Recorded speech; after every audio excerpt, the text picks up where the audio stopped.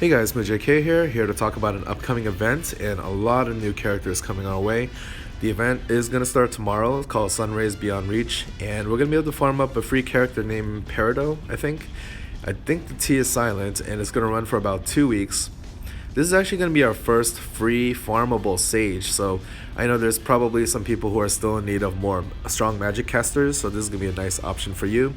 She is light element, so that means she'll be pretty good all-purpose offensive unit, although she will die very easily to dark enemies, but she'll also kill them easily too, so there's that trade-off. But yeah, it's nice to have a sage, and if you have the move +1 passive from the job 2, you have a 4 move sage who can also of course use her own magic up +2 passive and so forth, so pretty handy unit to have, I think.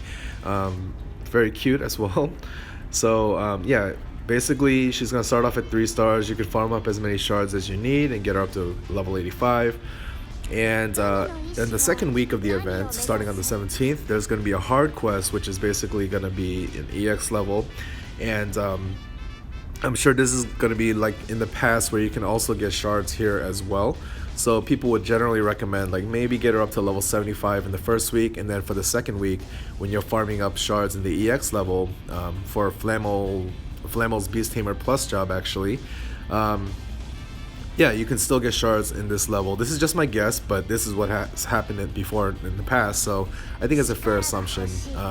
So yeah, definitely get up to level 75 in the first week at least, and then if the farming is kind of hard and the drop rate is kind of low, you'll probably be able to get the rest of the shards you need in this hard quest as well. So yeah, this is another piece of news, of course, is that Flamel is getting his Beast Tamer Plus job, which is really important, and this is gonna make him usable finally. I do have him up to job 3, which is what you need to get the plus jobs, so I'm kind of excited to see how he turns out. So yeah, so far we have a free farmable sage and we have a plus job coming our way. But that's not all, of course. We have a whole new banner with 4 new characters and maybe a couple of familiar faces, I'm not quite sure, but it seems like we're definitely starting to beef up our Thunder roster a little bit here with Mei Fong, DENEB, and then we have Gormalas, who you may recognize from one of the earlier treasury or treasure levels or whatever, and Soleil. So let's go each one by one. So the first job for Mei Fong is called Martial Master, and this is a new job. I think it's unique to her so far. Well, it is definitely unique to her so far, but I'm not sure how many units in the future are going to get this job. But it's kind of a unique job where, first of all, there's a lot of attack types associated with this job. Her basic attack is a slash attack, but there's also like pierce abilities, strike, missile attacks even. So a lot of variety there. I'm not sure if that's a good or bad thing necessarily, but she is able to do bonus damage against certain enemy types like machines, humans, there was one other type I'm forgetting right now, but monsters, I think. But yeah, she does extra damage to these certain types using certain moves, and also she has a lot of status inflicting, like stop, bind, and so forth. So pretty handy unit. I do know that in Japan right now she is considered top tier, but I'm not sure how much of that is due to improvements and so forth. But my guess is that you're going to use her as a martial master as her main job. I mean, I don't know, perhaps you'd want to use Dark Cavalier as the basic job, but there are some buffs in the basic martial master job as well for like her slash and strike attacks or her pierce and whatever else. So I'm not quite sure what the best setup's going to be, but yeah, it seems like an interesting new job. I don't see anything that makes it look super OP quite yet, but definitely a pretty versatile character. This is the setup that they actually have. So yeah, I mean, it seems like they're using pretty much a lot of martial arts stuff. Roundhouse Block is a reactive ability that has a chance to reduce physical damage coming in. Overdrive, of course, for that extra attack that comes from her job 3, Dark Cavalier.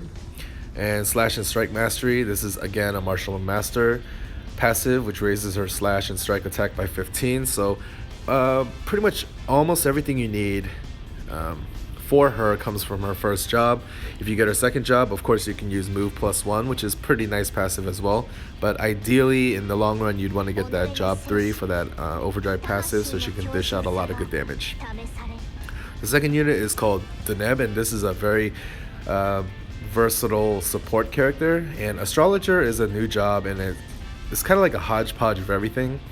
There's some chronomancer type of abilities in there. There's also and the flip side of that is also that you can like reduce enemies CT to 0, which basically means that they're starting all over with their CT count, and they're not going to act for a while until it gets past 100 and so forth. There's also an attack spell, AoE attack spell. There's a healing spell. So there's a lot of different options in this job. It seems pretty solid actually, but I mean, I don't know how good it's going to be in practice. I mean, the cast time seemed reasonable, I guess, but you know, she doesn't have any access to like a swift charge, so it remains to be seen exactly how good she's going to be. But I predict that she's going to be a pretty useful support character because she can basically do everything. You don't need to worry about bringing a chronomancer and a healer. Well, although I guess if you want to get technical, Rahu can do that very same thing, but she's kind of another one of those kinds of characters where she can do a lot of different things for your party. The recommended setup is astrologer, basic astrology. Yeah, I guess I could agree with that. Composite armor to help her survive a little better. Booster +1 to speed up her agility, and also divine shelter. So yeah, that's pretty straightforward. It seems to make a lot of sense. That's how you would want to build her. I don't really see too many alternative builds unless you're really in need of like a thunder unit to use magic swordsman abilities or something like that. So yeah, really solid support unit there. Gormlass, this is the unit that I was talking about. I definitely recognize him from the certain maps. Pretty solid character as well, very powerful. Pirate is a good job from job 1, and I am a pretty big fan of this job. I use it pretty much like on let's see, Sita. Obviously right now we're using Shen Mei in that map, but you're not always gonna want that water attached to all your abilities, so sometimes you'll be using him as a pirate, sometimes you'll be using him as a holy brawler if you go all the way to job 3. And of course, it's worth mentioning that he is our first dark holy brawler, so there's definitely some value in that even just by itself.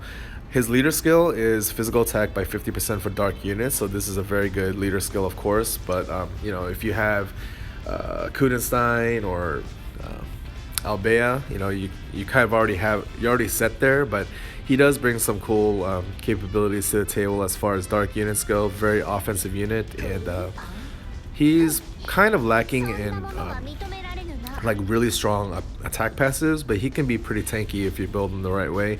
The way that they suggest that you build him is as a pirate and basic fist for the basic ability from the holy brawler job, and that's of course to do sharpening focus and do a ton of damage afterward.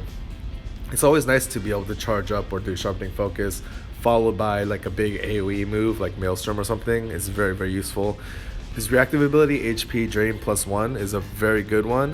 That's from Dragon Knight, and what that does is basically if you get hit by a regular attack from an enemy, you're gonna drain back like half of the HP that you lost, so that's gonna help him survive really well. Plus his Iron Body passive, which gives him a ton of HP, plus Guts increases chance of surviving fatal damage. This would be a very tanky damage dealer, although I don't really rely on Guts too much. I would probably go with the like a pirate passive, maybe to resist water and fire better or something like that. So very strong character there. And then we have Soleil, who is a base 4-star unit. Really nothing new here, but it's a nice combination.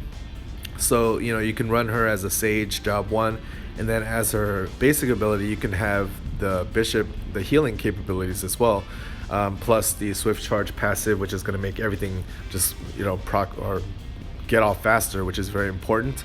So you have an offensive and a healer healing unit all in one, which is pretty useful as well. Not too unlike DENEB. Of course the abilities are totally different, but it's a pretty versatile unit. She can dish out damage if she needs to, or she can heal your allies as needed. So it's always nice to have a healer that can do something other than heal. So this is the recommended setup here: Sage, sorcery, basic sorcery. Again, I would probably use the basic bishop abilities, whatever that's called, because basic sorcery is basically just a smaller AoE version of sorcery, although it does have faster cast time, so that's useful sometimes as well. But it shouldn't be too much of a problem for her because she does have swift charge from the enchanter job. Well, if you're able to get up to job 3, very useful passive. Magic up +2, of course, raises her magic attack, and counter magic +2, which is a pretty scary counter if it goes off. And yeah, I mean, considering that Bishop and Enchanter doesn't really have that good of a reactive ability, I definitely agree with using that. So that's pretty much it. We have a lot of new characters coming our way, a lot of cool stuff coming tomorrow. As far as the banner goes, it's not going to be like on the level of all the Fate Stay Night banners that we have, or like with Gilgamesh and Fate Yomi, of course. Those are like crazy good characters. It's not going to be as crucial as Zane or even Yaras, I guess. Well, I think they would be on the level of Yaras right now, but they're not on the level of a Zane or Gilgamesh or Fate Yomi. So if you're kind of depleted on gems and you're trying to like slowly work up and save up again, maybe this would be a skip banner for you, but it depends on your needs, of course. Like if you don't have any good thunder units, you don't have any good support units that can do more than one thing or whatever, yeah, you might want to pull on this. At least like a step 1 or a step 3 isn't too costly, I guess, for some people, but is it a must pull like we've had recently? I would say not. So it's really up to you guys, but hopefully this was useful to you guys. I don't know how much you guys miss me doing those slides that I used to do, but it's just been really hard to find the time to do that. So if you let me know in the comments like whether this format is just fine, this casual just kind of talking about it is fine, or if you really miss those slides and those were very helpful for you, let me know, because it is a good amount of work to put those together. But if I find out that like it was actually very useful to you guys, and I would be more willing to do it. At this point, I just don't really know. So anyway, that's pretty much it. I'll be back with a video tomorrow, either with like a summoning video or maybe covering some of the events. And I hope you guys enjoyed. I'll see you guys next time, and yeah, peace.